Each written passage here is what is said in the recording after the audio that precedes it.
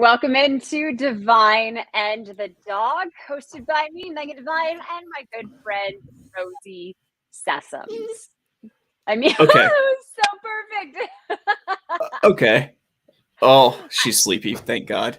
I All mean, right. also Chase, you're here too. So that's True. I mean, did you train her to do that? That was just absolutely perfect.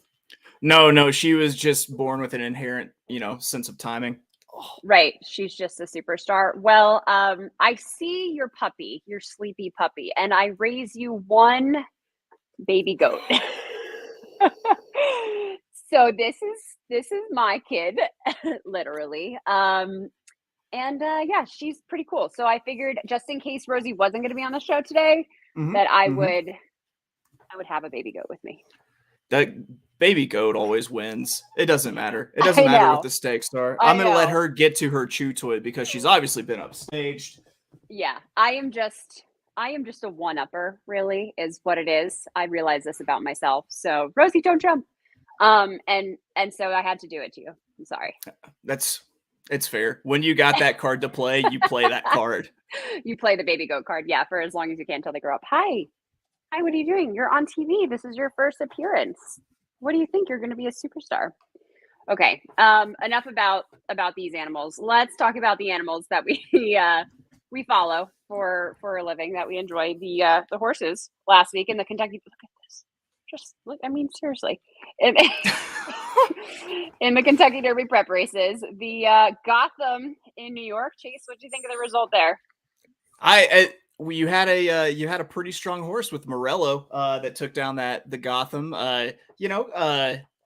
It's a mile race, so it's hard to make Yeah. what of the horse going through it. But Mm-hmm. come here, Rose. Okay. Soft But rail. still a pretty good showing. Pretty good showing.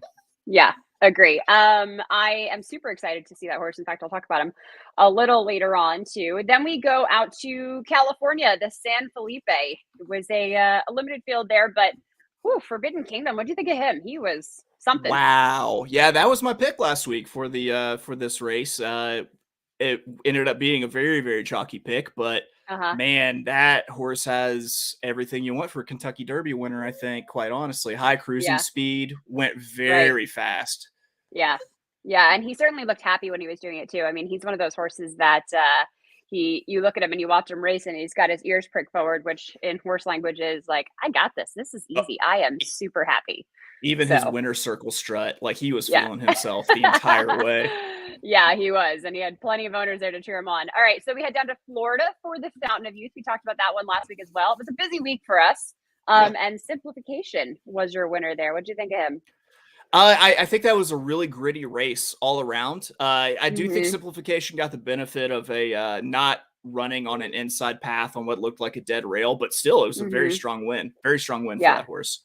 Yeah, I agree. That was a pretty good race. I actually think it's going to be really interesting to come back and watch some of the runners that ran in the minor placings there and see if they're competitors on the Kentucky Derby Trail as we get Yeah. closer. Okay. Oh, Rosie. All right.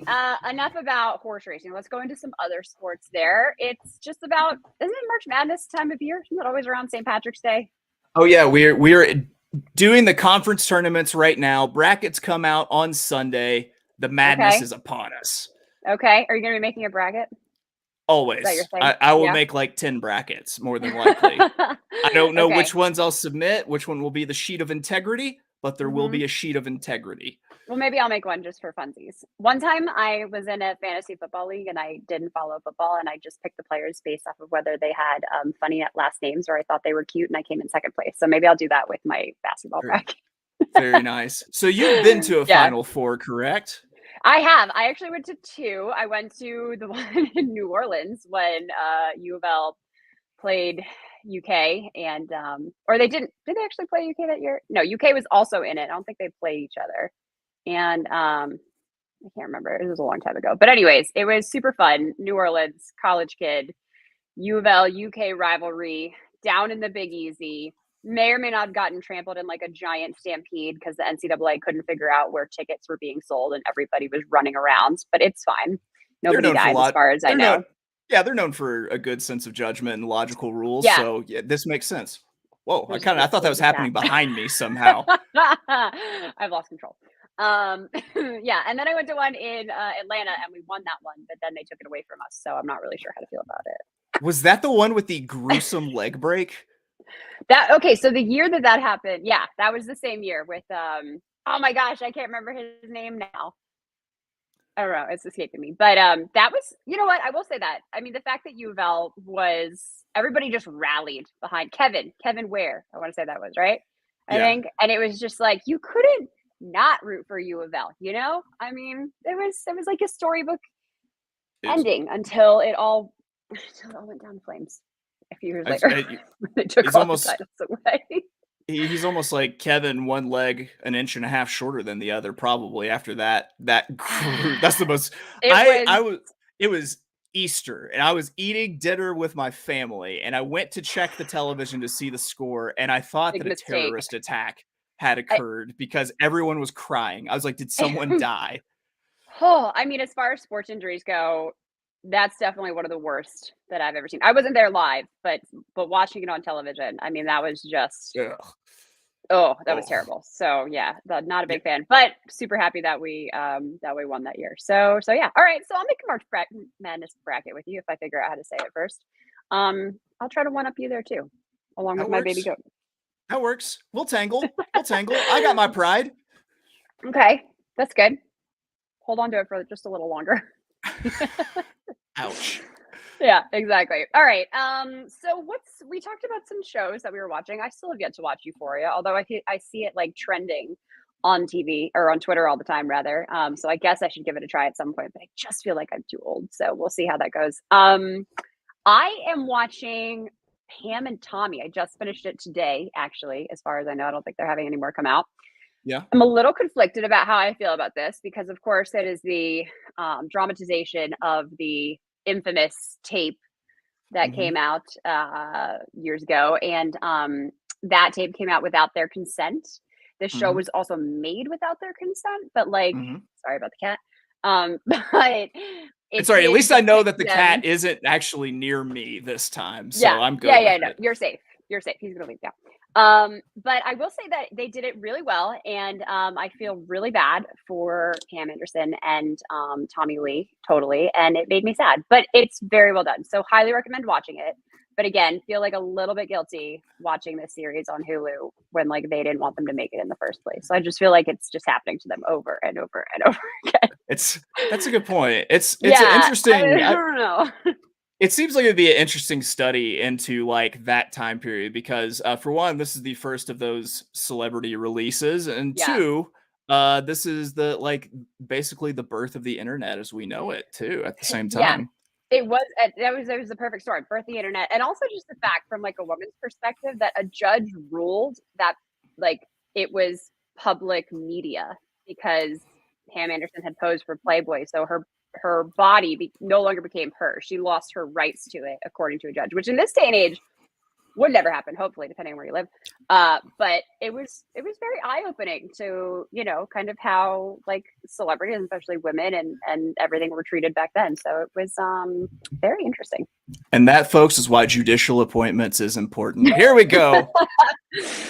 I've All I've right, stumbled onto a little treat. I've never heard of this before. It's By the way. brand new. It's on. I've been watching it on HBO Max. It's Hmm. about the gentleman pirate who is played by if you're Okay, familiar with Flight of the Concords, Murray, their don't know the manager. words that you're saying. No, no idea. Okay. Well, he's a New Zealander. He was their Okay. their manager on Flight of the Concords, Reese Oh, Darby, no. and this show is absolutely hilarious because he's a very gentle pirate captain who's in tune with his feelings, and you can imagine how that goes over in Okay. the golden age of piracy. Yeah. Not too well, hilarity ensues. Okay, I like that. I might actually watch that one. That's a good recommendation. I give that one a check mark for sure. Yeah, But don't Euphoria will we're not done mess yet. you up. Don't get me wrong. So this way, if you want something that Yeah, won't mess you up, this is it. This is this the is the one. one. All Yeah. right, cool. Well, enough about I don't know, other TV things, but let's talk about what's going to be on TV this week with the Kentucky Derby prep races. The Body Armor Betting Edge, of course, here on Devine and the Dog. And this week we've got just one Kentucky Derby prep race. That is the Tampa Bay Derby. They also have the Florida Oaks, which is the female counterpart of that, leading towards the Kentucky Oaks. But we'll talk about the boys. We talked about the Sam Davis, which was a race over there at Tampa Bay Downs a couple weeks ago.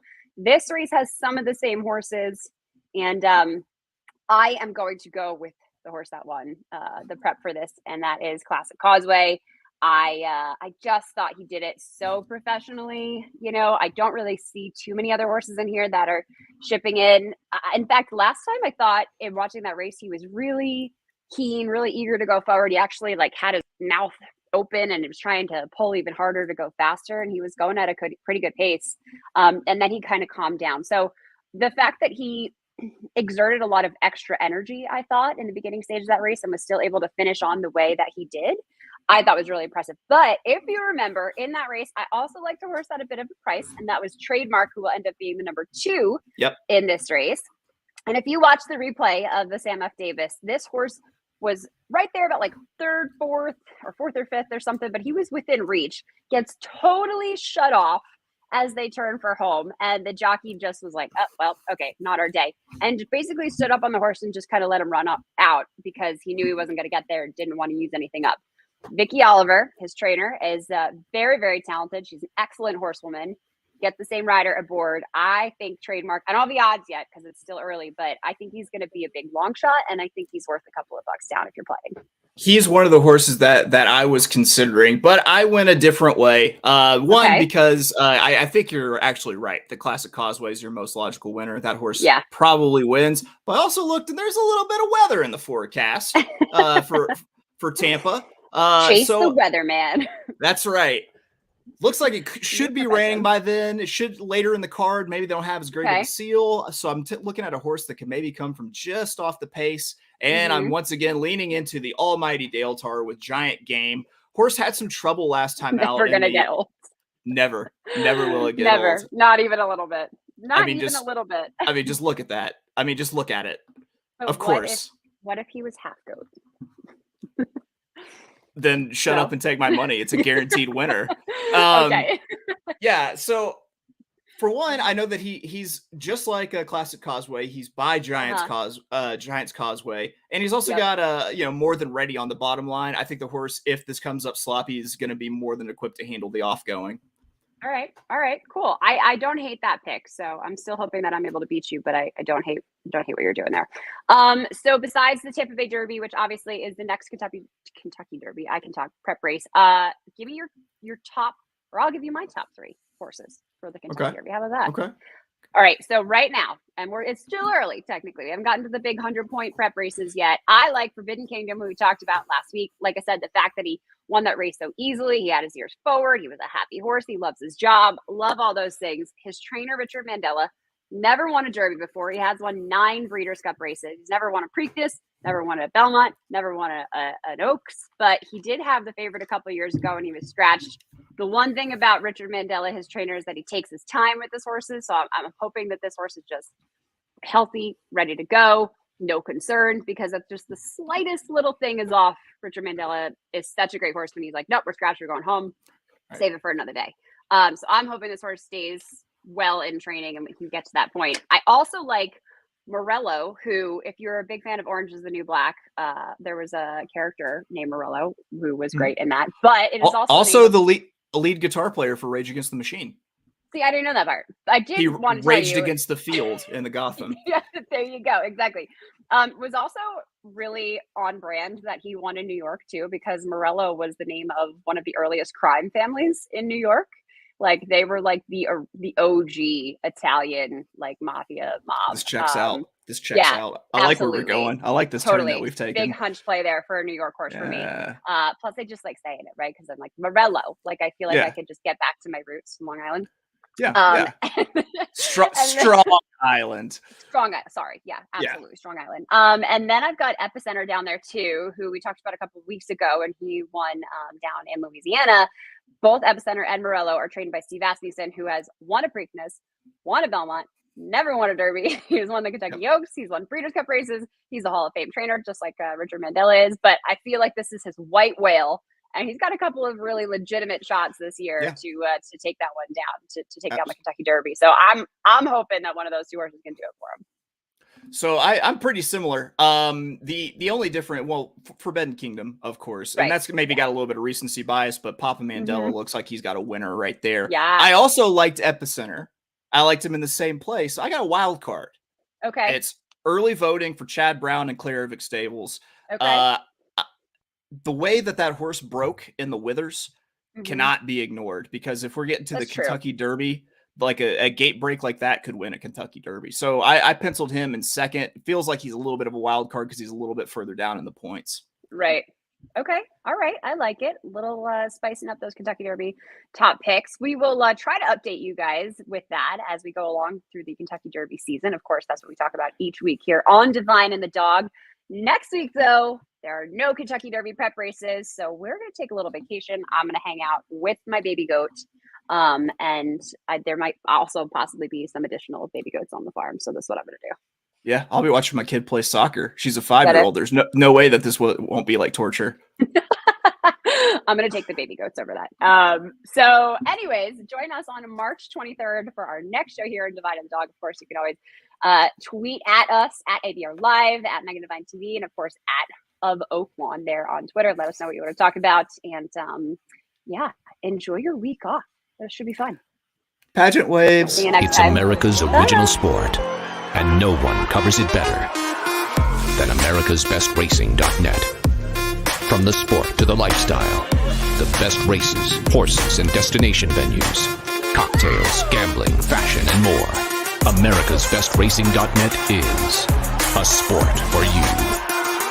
Live it, love it, bet it.